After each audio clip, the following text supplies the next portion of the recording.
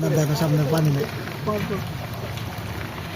যদি দেখার ইচ্ছে হয় তোমার নিঠুর মনে লয়, তবে কালিন্দির ঘাটে আইসো দুপুরের সময়। তো কালিন্দির ঘাট আর যাইতে হবে না, আমাদের বাংলাদেশ চট্টগ্রামে দেখতে পাচ্ছেন কি পরিমাণ বৃষ্টি। অলরেডি রিক্সা কিন্তু বৃষ্টির মধ্যে ডুবে গেছে। আর এদিকে এক ভাই দেখেন, সে বাইক নিয়ে দাঁড়ায় আছে, কোন দিকে যাবে বুঝতে পারছে না। এই যে দেখেন কি পরিমাণ বৃষ্টি।